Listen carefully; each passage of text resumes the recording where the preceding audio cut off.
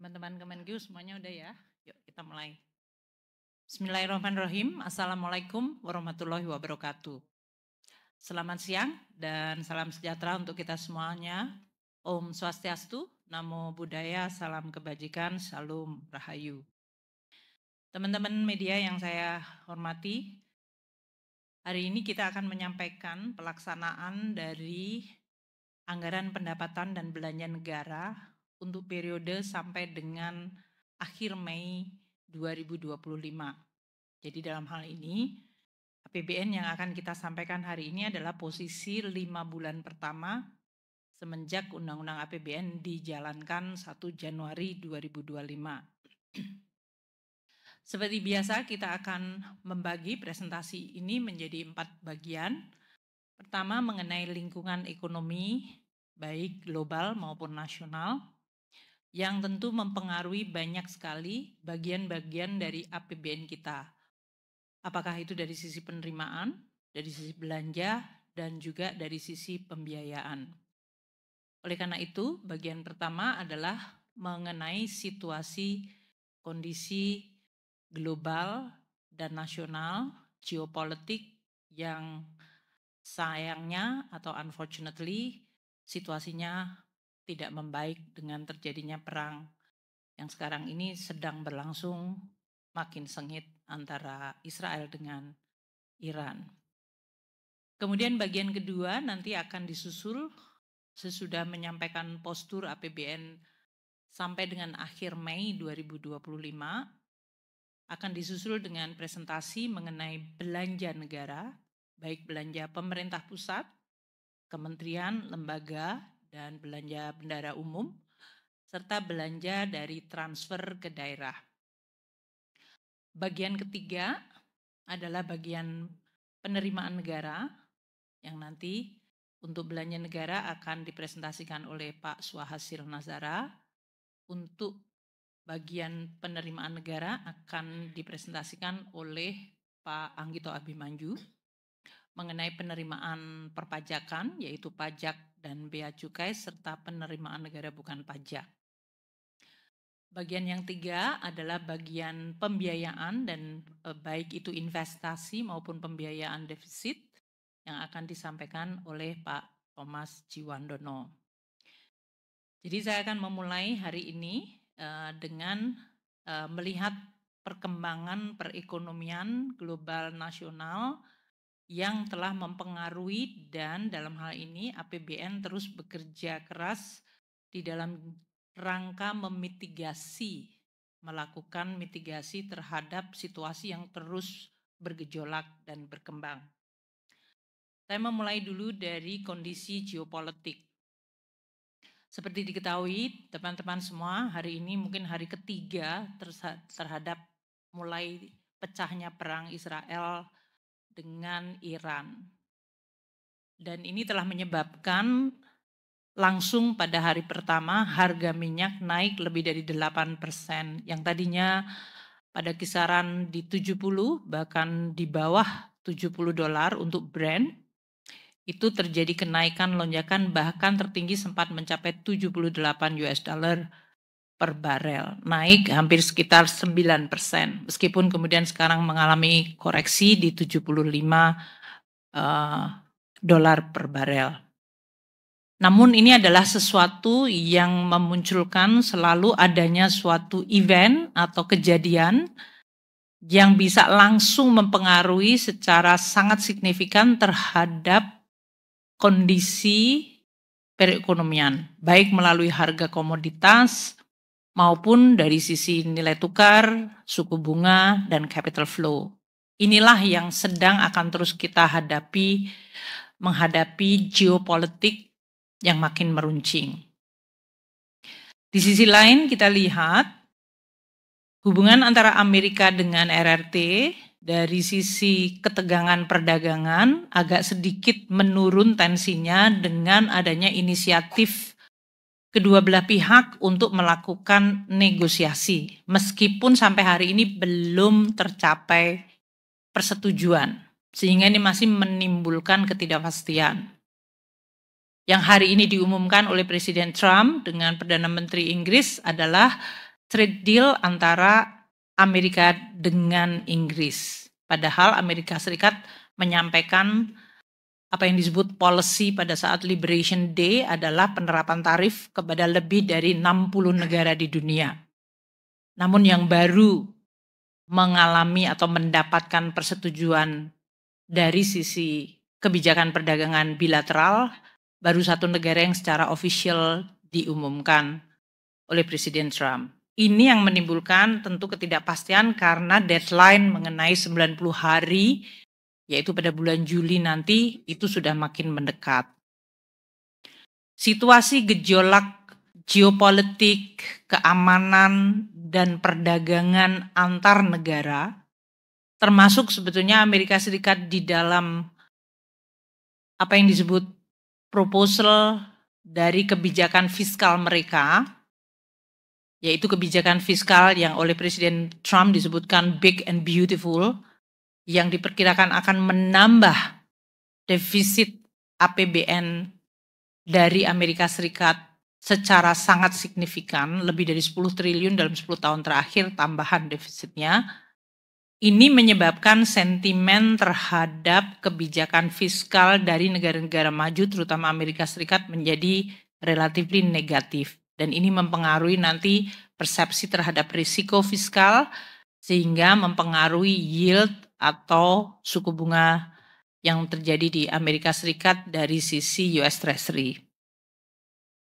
Kombinasi dari dua belah hal ini, yaitu ketidakpastian dari sisi perdagangan global yang belum tercapai kepastiannya, ditambah dengan berbagai kebijakan-kebijakan makro, terutama di bidang fiskal negara-negara maju, dan kemudian ditambah dengan kondisi geopolitik dan securities yang sangat negatif, menegang dan bahkan sudah pecah perang, yang menimbulkan kemudian ketidakpastian komoditas, supply chains. Ini semuanya menghasilkan dua risiko yang immediate. Risiko pertama adalah ketidakpastian harga cenderung naik, seperti harga minyak yang naik. Namun di sisi lain, dari sisi perekonomian global akan cenderung melemah. Jadi kombinasi kenaikan harga-harga karena disrupsi geopolitik dan security, itu menyebabkan tekanan harga berarti inflasi naik, namun dikombinasikan dengan ketidakpastian yang menyebabkan ekonomi global melemah. Itu kombinasi yang harus kita waspadai karena tidak baik. Perlemahan ekonomi membuat dampak yang buruk, kenaikan inflasi dan kemudian menimbulkan kenaikan yield, apakah karena adanya geopolitik atau karena adanya fiscal policy.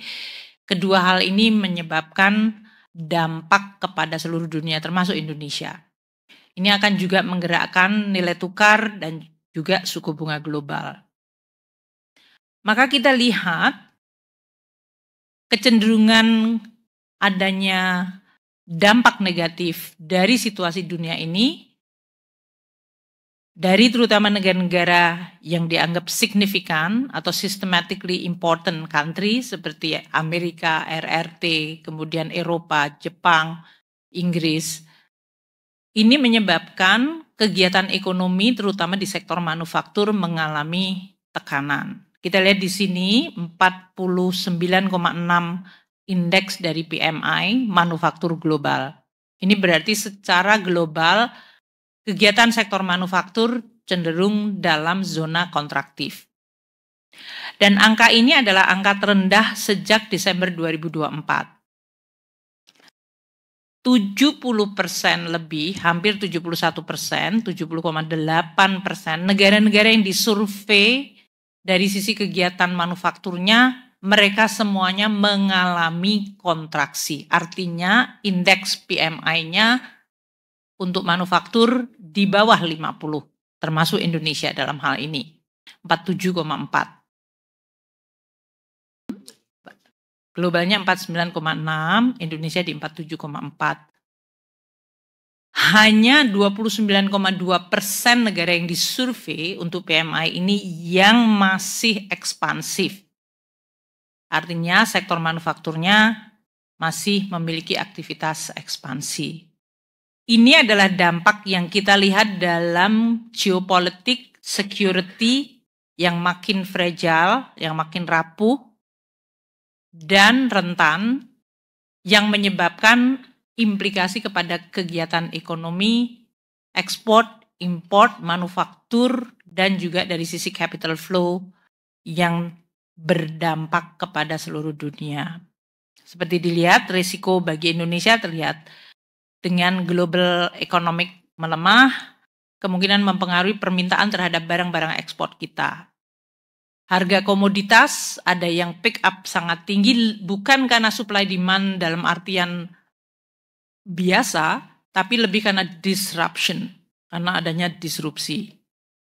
Nilai tukar juga dalam hal ini cenderung mengalami volatilitas dan suku bunga utang meningkat, terutama karena kebijakan fiskal di Amerika Serikat, yaitu legislasi yang sekarang sedang dibahas dari Kongres ke Senat, yaitu mengenai ekspansi fiskal di Amerika Serikat. Nah, pertumbuhan ekonomi dunia dan perdagangan global, halaman selanjutnya, terlihat semuanya mengalami pelemahan. Trennya adalah menurun.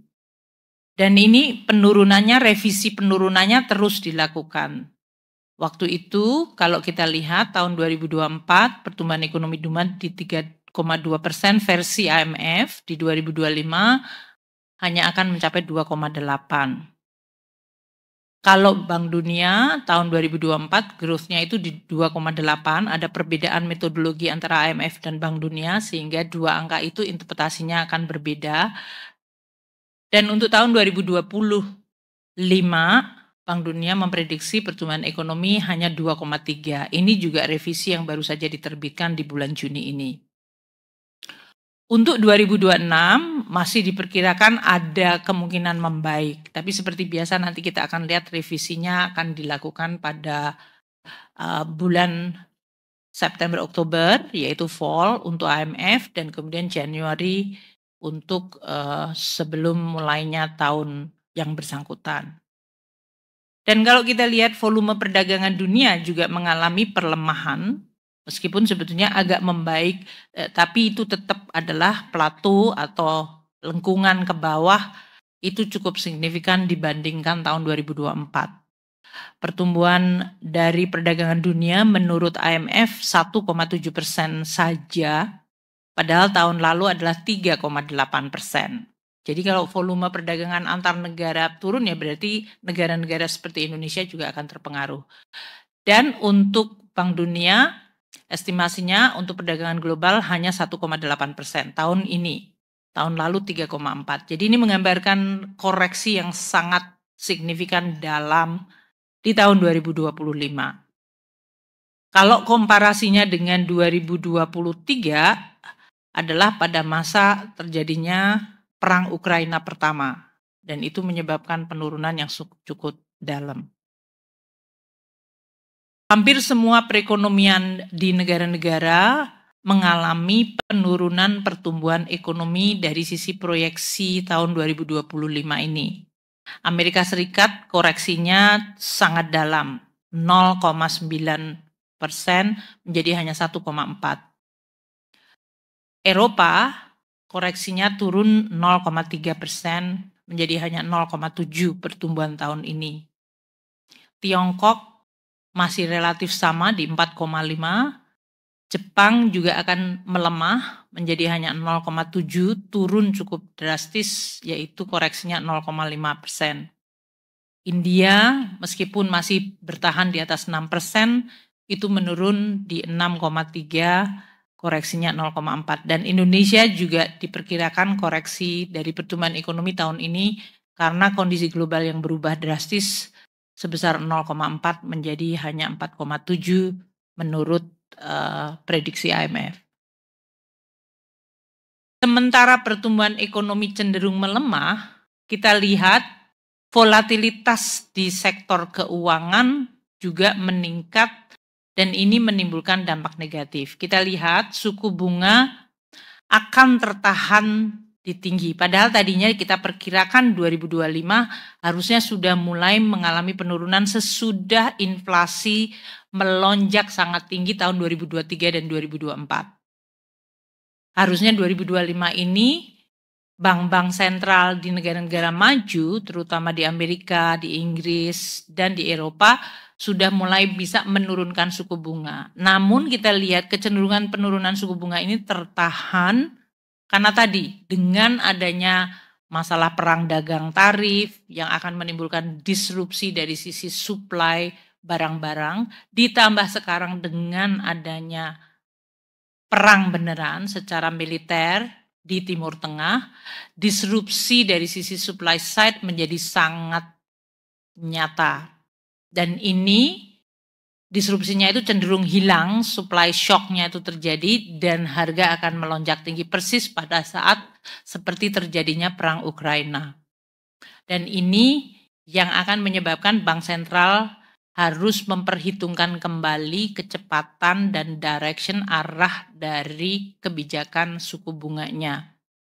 Kecepatannya mau turun, directionnya apakah akan turun atau tetap. Dan kalaupun mau turun seberapa cepat atau harus menunggu lagi dengan situasi yang tadi diperkirakan growth melemah, harusnya suku bunga turun, tapi inflasi naik karena adanya harga komoditas yang melonjak akibat perang. Dilema inilah yang kemudian akan dihadapi oleh banyak bank sentral di dunia.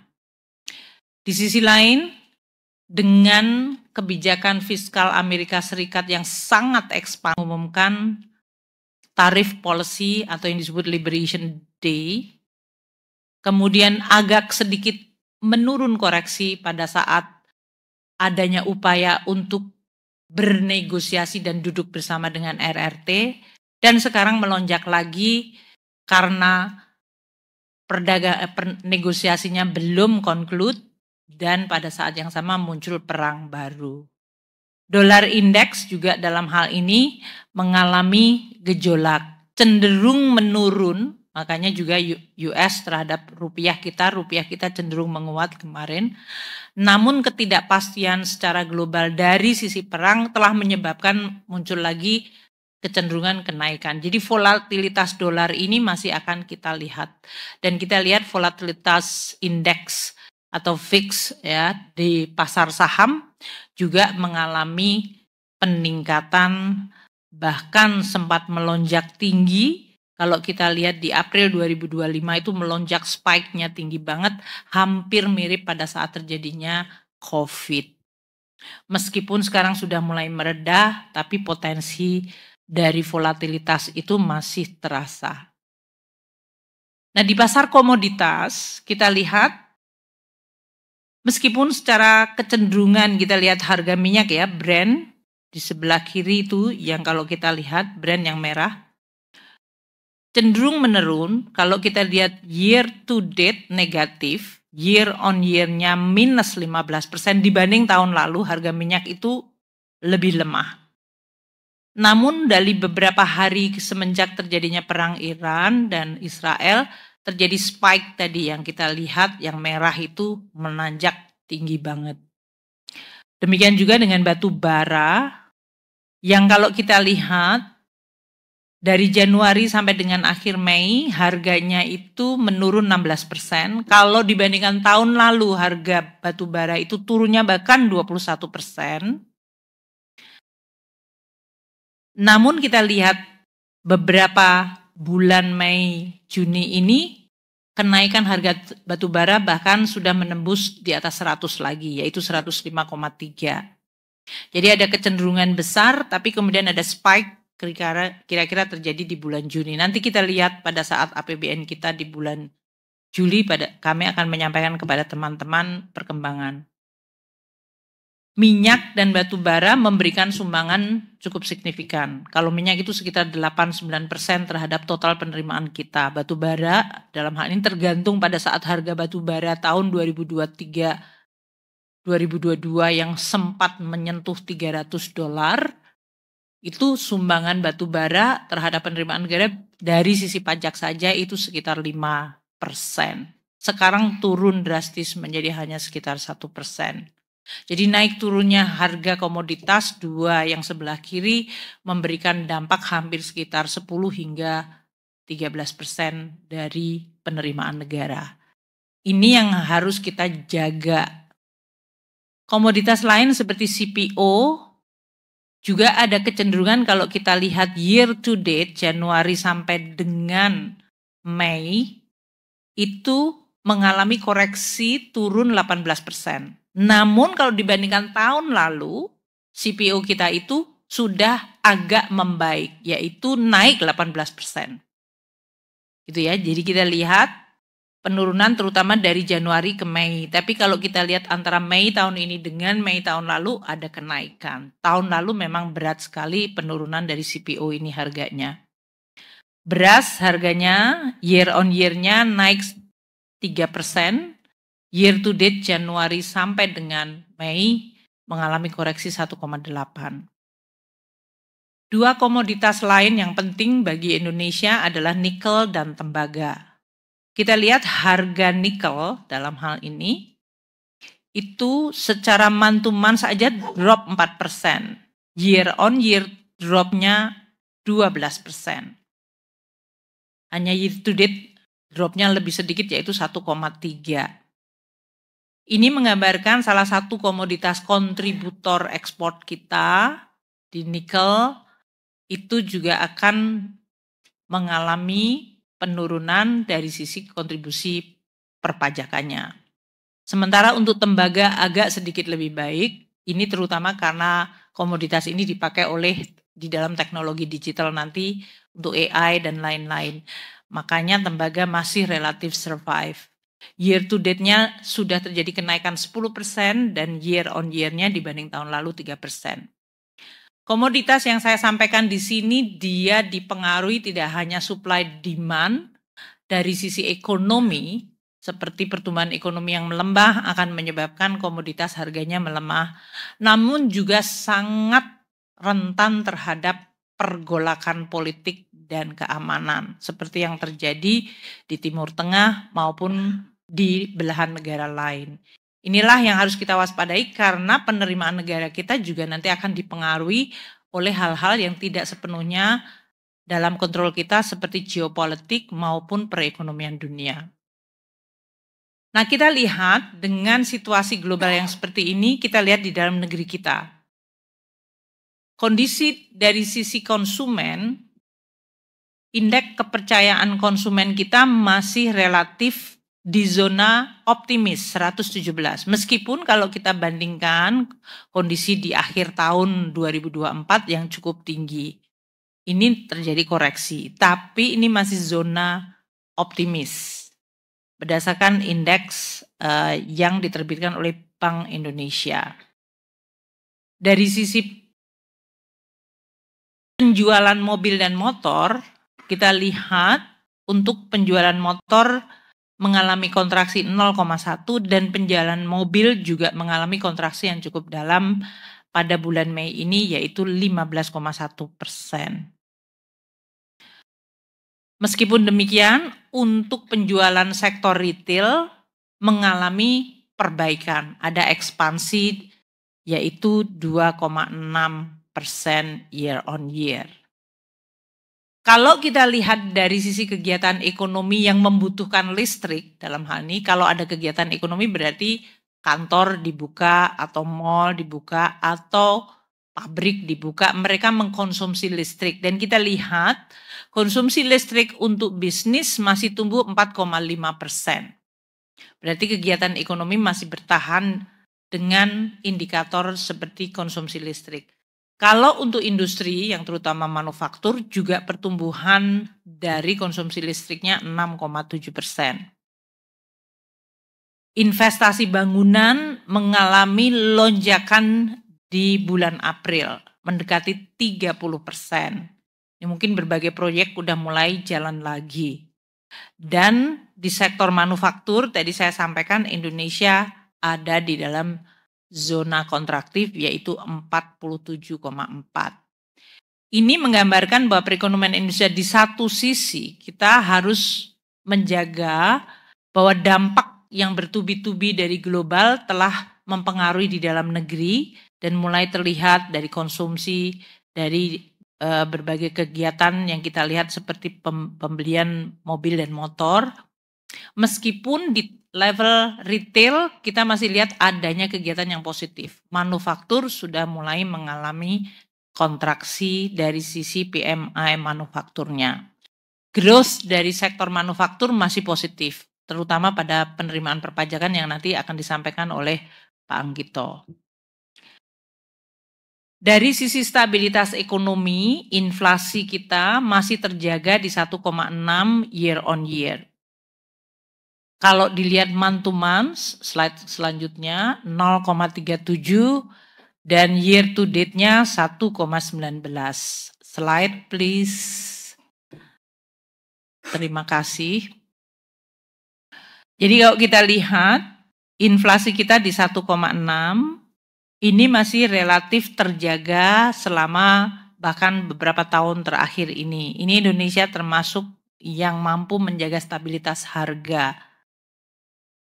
Banyak yang kemudian menginterpretasikan apa arti inflasi 1,6 ini. Kalau kita lihat komposisi di sebelah atas kanan, kontribusi rendahnya inflasi kita adalah harga-harga yang biasanya bergejolak, yaitu makanan, itu mengalami negative growth, deflasi di harga pangan. Karena adanya panen dan juga beberapa barang pangan kita yang terjaga baik. Panen beras, panen jagung. Bahkan kita harus menjaga supaya jangan terlalu jatuh harganya agar kesejahteraan petani tidak menurun. Jadi dalam hal ini volatile food kontribusinya memang sangat dalam atau turun terhadap tingkat harga. Dan oleh karena itu kita nanti Pak Suwa akan menyampaikan bagaimana kita memberikan support, memberikan bulog anggaran untuk stabilisasi harga beras atau gabah di Indonesia. Kalau kita lihat komponen administered price, harga yang dijaga atau yang diatur oleh pemerintah masih tumbuh 1,36%. Nanti kalau teman-teman lihat di bulan depan pada saat pemerintah melakukan banyak kebijakan untuk stimulasi di bulan Juni, pasti komposisi inflasi ini akan berubah, termasuk yang warnanya orange, karena beberapa administered price seperti diskon jalan tol, diskon pesawat, dan yang lain-lain akan terrefleksikan di situ. Jadi nanti teman-teman media jangan nanya, Bu, inflasinya turun karena daya beli gitu. Padahal karena ini adalah karena memang akan ada beberapa policy menurunkan administered price. Gimana melihat inflasi dari sisi apakah pertumbuhan ekonomi kita itu dari sisi demand, permintaan, atau dari sisi konsumsi, produksi masih jalan. Terlihatnya adalah di 2,4 yang warna hijau yang namanya inflasi inti. Inflasi inti adalah yang dihitung Bank Indonesia merupakan komponen dari barang-barang yang sangat peka terhadap permintaan masyarakat. Jadi kalau masih 2,4%, itu masih di dalam range 2 plus minus 1, dia adalah berarti ada pertumbuhan yang memang secara natural di situ.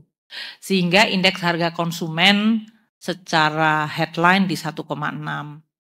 Ini artinya berarti 1,6 bagus rendah, tapi karena dikontribusikan oleh volatile food, terutama beras, jagung yang mengalami penurunan, dan juga dari sisi nanti administered price yang bulan Juni nanti akan terlihat. Tapi kalau dari sisi demand, inflasi inti masih tumbuh 2,4%. Dari sisi neraca perdagangan, kita lihat untuk surplus di bulan Mei adalah 4,9 billion US dollar. Ini karena ekspor kita mencapai 25,3 billion US dollar, sementara importnya 20,4 billion US dollar. Neraca perdagangan kita itu masih surplus selama 5 tahun berturut-turut. Nah ini bagus, namun tetap waspada. Karena seperti saya sampaikan tadi, kondisi global menyebabkan dampaknya nanti terlihat di ekspor dan impor. Karena yang terjadi adalah perang dagang yang mempengaruhi ekspor impor. Jadi kita juga harus hati-hati melihat perkembangan. Meskipun 5 tahun terakhir ini neraca perdagangan kita terus mengalami surplus. Pada bulan Mei kemarin surplusnya adalah 4,9 billion US dollar, yaitu ekspor dikurangi import untuk barang. Komposisi dari ekspor kita terlihat di sini. Untuk produk pertanian mengalami pertumbuhan sangat tinggi, 56,2%. Industri pengolahan juga ekspornya tumbuh 25,8%.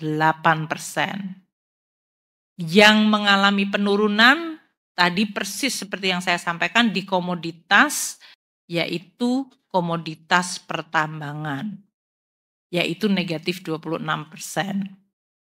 Ini yang menyebabkan tadi dampaknya terlihat di dalam penerimaan negara kita. Sedangkan kalau kita lihat dari importnya, barang modal importnya tumbuh 23,1. Ini berarti kita harapkan positif karena orang kalau mengimpor barang modal tentu untuk kegiatan produksi. Untuk bahan baku dia pertumbuhannya sangat tipis 0,3%, sedangkan barang konsumsi pertumbuhan importnya 7,8%. Jadi kita lihat di sini bahwa komposisi dari import masih didominasi growth-nya adalah dari barang-barang modal. Sedangkan bahan baku relatively flat dan barang konsumsi tumbuh di 7,8. Ini ada suatu kenaikan dari sisi import. Neraca perdagangan kita kalau kita lihat kumulatif dari tahun lalu ke tahun ini, kumulatif surplusnya masih mengalami kenaikan, yaitu di 16 billion US dollar Januari-Mei 2025. Tahun lalu Januari-Mei surplusnya adalah 13,1. Jadi ini hal yang positif. Nah, dengan lingkungan ekonomi yang tadi telah saya sampaikan, kita lihat perkembangan asumsi makro yang ada di dalam APBN kita. Tadi karena semua bergerak ya. Jadi APBN itu bukanlah sesuatu yang fix atau tetap, tapi dia terus-menerus mengalami dampak dari kondisi ekonomi yang bergerak. Growth kita karena baru kuartal 1 yang dari BPS adalah di 4,87, APBN kita mengasumsikan di 5,2. Ini tadi seperti disampaikan, asumsi menurut IMF, World Bank, kita akan mengalami perlemahan di 4,7%. Kita berusaha sekarang pemerintah untuk memitigasi prediksi atau proyeksi ekonomi yang melemah itu dengan terus melakukan beberapa kebijakan counter cyclical agar ekonomi kita bisa terus mendekati di 5% untuk tahun ini karena asumsinya di 5,2. Inflasi kita relatif baik 1,6 untuk year on year, di dalam asumsi APBN di 2,5%. Nilai tukar kita yang di dalam APBN diasumsikan Rp16.000 per dolar, end of period yaitu akhir Mei mencapai di Rp16.237 per dolar. Kalau year to date Januari sampai dengan akhir Mei posisinya di 16.437.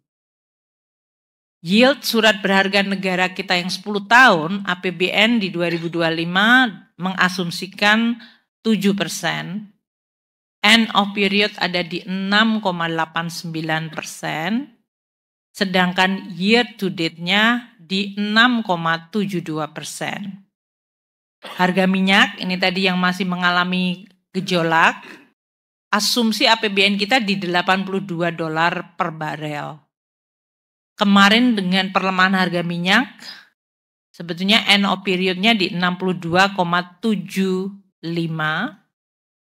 sedangkan year to date harga minyak rata-rata kita di 70,05, masih di bawah harga asumsi di dalam APBN kita.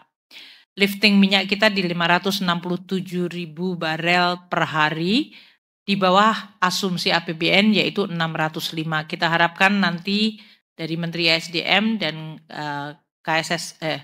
SKK akan menyampaikan moga-moga lifting minyak bisa naik menembus di atas 600 lagi. Lifting gas di 987,5 ribu setara minyak barel per hari, di bawah asumsi kita 1.005.000 barel setara minyak per hari. Ini juga sesuatu yang harus kita lihat. Nah, 3 variabel terakhir tadi, harga minyak, lifting minyak, dan lifting gas, selain dipengaruhi oleh kondisi di dalam negeri kita, terutama untuk sektor pertambangan minyak, juga dipengaruhi oleh apa yang sekarang sedang berlangsung di Timur Tengah, yaitu perang antara Israel dengan Iran.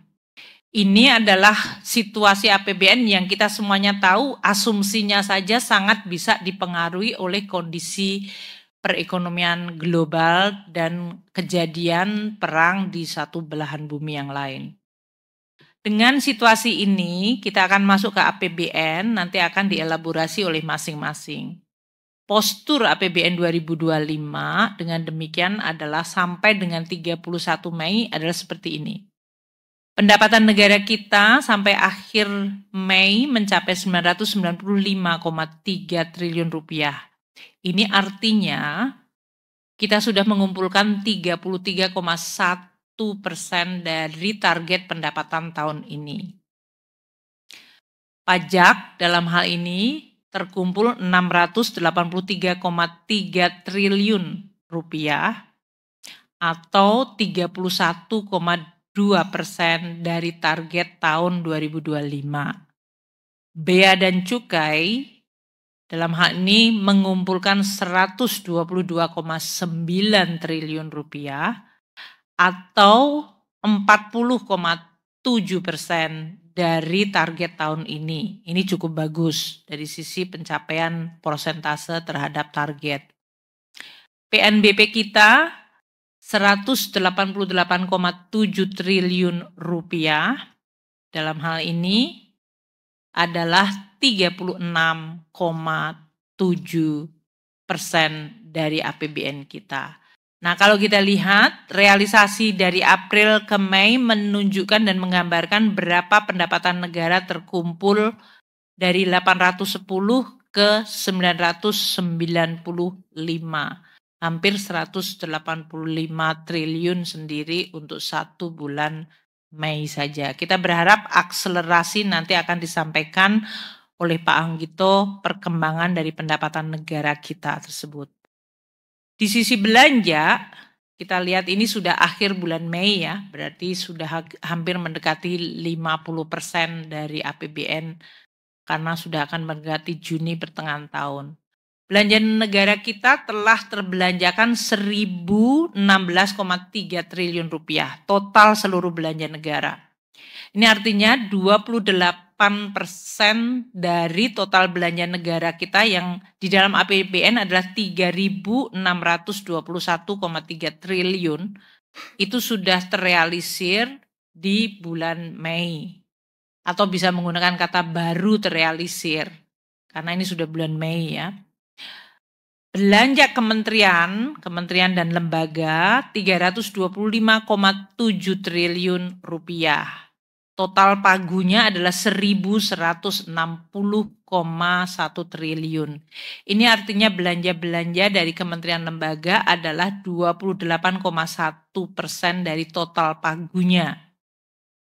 Belanja yang non kementerian lembaga yaitu yang ada di dalam akun bendara umum negara, ini termasuk pensiun, kemudian subsidi dan lain-lain, yang anggarannya adalah 1.541,4 triliun, terbelanjakan 368,5 triliun. Ini artinya 23,9% dari total belanja yang ada di dalam pos bendara umum negara. Sedangkan transfer ke daerah yang di dalam anggaran APBN kita 919,9 triliun, hampir 920 triliun, terrealisir atau sudah kita transfer ke pemerintah daerah 322 triliun atau 35%. Jadi kalau kita lihat komposisi yang paling banyak adalah justru transfer dari sisi persentase total anggaran. Nanti Pak Sua akan menjelaskan detail dari belanja negara ini. Yang mana yang bergerak cukup baik, yang mana yang masih harus terus diakselerasi. Posisi APBN sampai dengan akhir Mei, keseimbangan primer kita masih mencatatkan surplus, bahkan surplusnya lebih tinggi dari bulan sebelumnya. Kalau bulan April surplus dari keseimbangan primer adalah 173,9 triliun, maka posisi akhir April adalah 192,1 triliun surplus primary balance kita. Namun dari overall balance, keseimbangan keseluruhan APBN kita, posisi 31 Mei mengalami defisit 21 triliun. Ini ya, kalau bulan lalu surplus 4,3 triliun, bulan ini defisit 21. Apa artinya 21 triliun? Kalau kita lihat di Undang-Undang APBN, yaitu kolom paling kiri, tahun ini Undang-Undang APBN menetapkan defisit total nanti adalah 616 triliun.